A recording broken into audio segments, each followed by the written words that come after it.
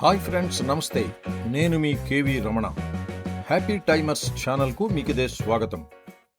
బయట ఎండ ఎక్కువగా ఉన్నా లోపల మాత్రం చల్లటి ఏసీ వాతావరణం. తోటి భక్తుల శివనామ స్మరణతో నడిచే దేవాలయంలా సాగింది మా అరుణాచల గిరి ప్రదక్షిణం. రూపాయి ఖర్చు లేకుండా, ఎలాంటి శ్రమ లేకుండా అరుణాచల గిరి ప్రదక్షిణం ఎంతో సౌకర్యవంతంగా పూర్తి చేసే ఫ్రీ ఏసీ బస్ సర్వీసు గురించి మీకు తెలుసా?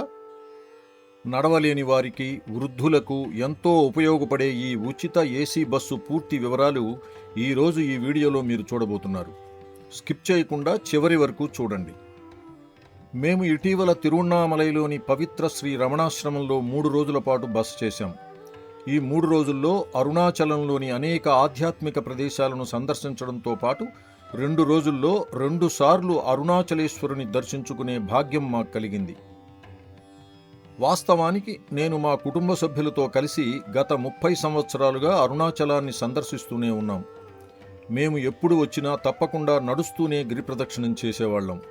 అయితే ఈసారి దేవస్థానం వారు భక్తుల కోసం సరికొత్తగా ఉచిత ఏసీ బస్సు ద్వారా గిరి ప్రదక్షిణం చేసే సౌకర్యం కల్పించారని తెలుసుకొని ఈ ఉచిత ఏసీ బస్సు సౌకర్యాన్ని భక్తులు ఎలా వినియోగించుకోవాలో చూపించాలనే ఉద్దేశంతో మేము ఈ బస్సు ద్వారా గిరి ప్రదక్షిణం చేశాం.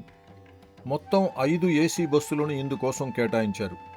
ఈ బస్సులు ఉదయం 8 గంటల నుండి రాత్రి 8 గంటల వరకు నిరంతరాయంగా నడుస్తాయి. ఎండ ముదరక ముందే గిరి ప్రదక్షిణం పూర్తి చేయాలనే ఆలోచనతో ఉదయం 8 గంటలకు బయలుదేరే మొదటి బస్సు వద్దకు చేరుకున్నాం. మొదటి బస్సు కావడం వల్ల ఉదయాన్నే అంతగా రద్దీ లేదు.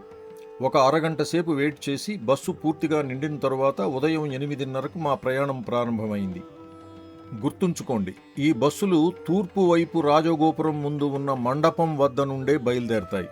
దాదాపు 2 లేదా 3 గంటల ప్రయాణం తరువాత మళ్ళీ మనం ఎక్కడ బయలుదేరామో అక్కడే మనల్ని డ్రాప్ చేస్తారు. ఈ 14 కిలోమీటర్ల గిరి ప్రదక్షిణంలో అష్టలింగ ఆలయాలతో పాటు సూర్య చంద్రలింగ ఆలయాలను కూడా మనం దర్శించుకోవచ్చు. మా ప్రయాణంలో ముందుగా ఇంద్రలింగ ఆలయానికి చేరుకుని దర్శనం చేసుకున్నాం. తూర్పు దిక్కున ఉన్న ఈ లింగానికి అధిపతి ఇంద్రుడు.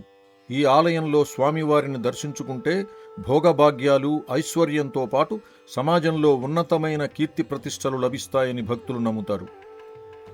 సాధారణంగా ఇంద్రలింగం తరువాత మనం అగ్నిలింగాన్ని దర్శించుకోవాలి. అయితే గిరి ప్రదక్షిణ మార్గంలో అన్ని ఆలయాలు ఎడమవైపున ఉంటే అగ్నిలింగ ఆలయం మాత్రం రోడ్డుకు కుడివైపున ఉంటుంది. బస్సు ఎడమవైపున ఆపితే భక్తులు రద్దీగా ఉండే రోడ్డు క్రాస్ చేసి వెళ్లడం ప్రమాదకరం కాబట్టి భద్రతా కారణాల దృష్ట్యా అగ్నిలింగ ఆలయం దగ్గర బస్సు ఆగదు. ఈ బస్సు ప్రయాణంలో అన్ని ఆలయాలను దర్శించుకున్న తరువాత ప్రత్యేకంగా అగ్నిలింగ ఆలయానికి వచ్చి మేము దర్శించుకున్నాం. ఆగ్నేయ దిశలో ఉన్న ఈ లింగానికి అధిపతి అగ్నిదేవుడు. ఈ క్షేత్రాన్ని దర్శించడం వలన మానసిక భయాలు, అనారోగ్య సమస్యలు తొలగిపోయి జీవితంలో వచ్చే అడ్డంకులన్నీ దూరం అవుతాయి. తరువాత బస్సు శ్రీ రమణాశ్రమం మీదుగా ముందుకు సాగింది. ఆ తరువాత యమలింగ ఆలయం. దక్షిణ దిశలో ఉన్న ఈ ఆలయానికి అధిపతి యమధర్మరాజు. ఇక్కడి స్వామివారిని పూజిస్తే మృత్యుభయం తొలగిపోవడమే కాకుండా దీర్ఘకాలిక శారీరక ఇబ్బందుల నుండి విముక్తి లభిస్తుంది.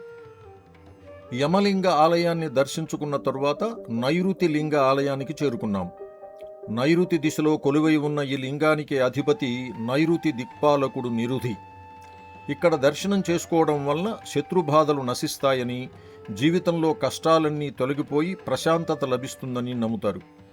ఈ నైరుతి లింగ ఆలయం వెనుక వైపు గోడలపై ఆ మహాశివుని పెయింటింగ్స్ అందంగా కనపడతాయి. ఇక్కడ దర్శనం ముగించుకొని నెక్స్ట్ తిరునేర్ అన్నామలై ఆలయం వద్దకు చేరుకున్నాం. ఇక్కడ ఒకే చోట 4 ఆలయాలుంటాయి. ఈ ఆలయ విశేషం ఏంటంటే ఇక్కడి శివలింగం నేరుగా అరుణాచల పర్వత శిఖరాన్ని చూస్తున్నట్లుగా ఉంటుంది. ఈ పురాతన ఆలయ దర్శనం వలన కోరిన కోరికలు నెరవేరుతాయని ప్రతీతి. ఈ ఆలయానికి ఎదురుగా ఉన్న అటవీ ప్రాంతాన్ని ఫారెస్ట్ డిపార్ట్మెంట్ వారు సంరక్షిస్తున్నారు. అక్కడ మనకు లేళ్లు, జింకలు ఎంతో అందంగా సంచరిస్తూ కనిపిస్తాయి. అక్కడి నుండి బయలుదేరి సూర్యలింగ ఆలయం వద్దకు బస్సు చేరుకుంది. సూర్య భగవానుడు స్వయంగా శివుడిని పూజించిన పవిత్ర స్థలం ఇది. ఇక్కడ స్వామిని దర్శిస్తే జాతకంలోని సూర్యదోషాలు తొలగిపోవడమే కాకుండా శరీరానికి కొత్త తేజస్సు, ఆరోగ్యం లభిస్తాయి. ఆ తరువాత వరుణలింగ ఆలయాన్ని దర్శించుకున్నాం. పడమర దిశలో ఉన్న ఈ లింగానికి అధిపతి వరుణదేవుడు. ఈ ఆలయ దర్శనం వలన తీవ్రమైన మానసిక శారీరక రోగాల నుండి ఉపశమనం లభిస్తుంది. వరుణలింగం తరువాత బస్సు వాయులింగ ఆలయం వద్దకు చేరుకుంది. వాయువ్య దిశలో ఉన్న ఈ క్షేత్రానికి అధిపతి వాయుదేవుడు. ఇక్కడి స్వామిని సేవించడం వలన శ్వాసకోశ సంబంధిత ఇబ్బందులు నయమవుతాయని, అపారమైన ప్రాణశక్తి లభిస్తుందని నమ్ముతారు. ఈ వాయులింగ దేవాలయానికి సరిగ్గా ఎదురుగా అరుణాచల పర్వతం అత్యంత అద్భుతంగా దైవికంగా కనిపిస్తుంది. నిజానికి ఈ 14 కిలోమీటర్ల ప్రయాణమంతా మనకు కుడివైపున పవిత్ర అరుణాచల పర్వతం కనిపిస్తూనే ఉంటుంది. వాయులింగ దర్శనం తరువాత మేము చంద్రలింగ దేవాలయానికి చేరుకున్నాం. చంద్ర భగవానుడు పూజలు చేసిన ఈ ఆలయం మానసిక ప్రశాంతతకు మారుపేరు. ఈ లింగాన్ని దర్శించుకుంటే జాతకంలో చంద్రదోషాలు తొలగిపోయి మనోబలంతో పాటు మానసిక ప్రశాంతత సిద్ధిస్తాయి. తదుపరి స్టాప్ కుబేరలింగ ఆలయం. ఉత్తర దిశలో ఉన్న ఈ ఆలయానికి అధిపతి ఐశ్వర్యానికి కారకుడైన కుబేరుడు. గిరిప్రదక్షిణంలో అత్యంత ప్రసిద్ధమైన ఈ ఆలయంలోని స్వామిని దర్శిస్తే ఆర్థిక ఇబ్బందులు తొలగి అష్ట ఐశ్వర్యాలు చేకూరుతాయి. ఇక్కడి నుండి కూడా అరుణగిరి వ్యూ అద్భుతంగా కనబడుతుంది. ఆ తరువాత వెళ్లే దారిలో కుడివైపున మోక్ష మార్గంగా పిలిచే ప్రసిద్ధ ఇడుక్కు పుల్లయార్ ఆలయం కనిపిస్తుంది. ఇక్కడ భక్తుల రద్దీ ఎప్పుడూ చాలా ఎక్కువగానే ఉంటుంది. ఇక అరుణాచల గిరి ప్రదక్షిణంలో మనం చివరిగా దర్శించుకోవాల్సింది ఈశాన్య లింగ ఆలయం. ఈశాన్య దిక్కున ఉన్న ఈ లింగం గిరి ప్రదక్షిణ మార్గంలో ఆఖరిది. పరమశివుని స్వరూపమైన ఈ క్షేత్రాన్ని దర్శించుకోవడంతో గిరి ప్రదక్షిణం పూర్తవుతుంది. ఈ ఆలయ దర్శనం భక్తులకు మోక్షాన్ని, అపరిమితమైన జ్ఞానాన్ని ప్రసాదిస్తుంది. ఇక్కడి నుండి కూడా అరుణాచల శిఖరాన్ని దర్శించుకోవచ్చు. ఈశాన్యలింగ దర్శనంతో మన గిరి ప్రదక్షిణం విజయవంతంగా ముగుస్తుంది. అక్కడ నుండి బయలుదేరి మన ప్రయాణం ఎక్కడ మొదలైందో ఆ తూర్పు రాజగోపురం ముందరి మండపం వద్దకు మనం చేరుకుంటాము. దేవస్థానం వారు నిర్వహిస్తున్న ఈ ఉచిత ఏసీ బస్ సర్వీసు నడవలేని వారికి, వృద్ధులకు చాలా సౌకర్యవంతంగా ఉందని చెప్పాలి. బస్సు డ్రైవరు, కండక్టర్లు బస్సును చాలా నీట్గా ఉంచుతున్నారు. ప్రతి దేవాలయం వద్ద భక్తులు ప్రశాంతంగా దర్శనం చేసుకోవడానికి 5 నుండి 10 నిమిషాల సమయం ఇస్తున్నారు. బస్సు కదిలే ముందు భక్తులందరూ వచ్చారా లేదా అనే హెడ్ కౌంట్ చెక్ చేసుకుని మరీ బయలుదేరుతున్నారు. 14 కిలోమీటర్లు నడవలేని వృద్ధులకు, శారీరక ఇబ్బందులు ఉన్నవారికి ఇది గొప్ప వరం. మేము ఉదయం 8 గంటల బస్సులో వెళ్లడం వలన రద్దీ లేకుండా మా గిరి ప్రదక్షిణ ఆలయ దర్శనం ప్రశాంతంగా సాగింది. కానీ మేము తిరిగి వచ్చేసరికి భక్తుల రద్దీ చాలా పెరిగింది.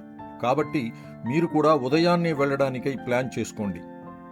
ఈ సమాచారం మీకు నచ్చితే వెంటనే లైక్ చేసి మిత్రులకు కూడా షేర్ చేయండి. అరుణాచలం సందర్శించేందుకై ఎలాంటి సమాచారం కావాలన్నా కామెంట్ చేయండి, రిప్లై ఇస్తాను. ఆధ్యాత్మిక సమాచారంతో పాటు చారిత్రక ప్రదేశాల విశేషాల కోసం మన ఛానల్ను ఈరోజే సబ్స్క్రైబ్ చేసుకోండి. ఓం శ్రీ అరుణాచలేశ్వరాయ నమః.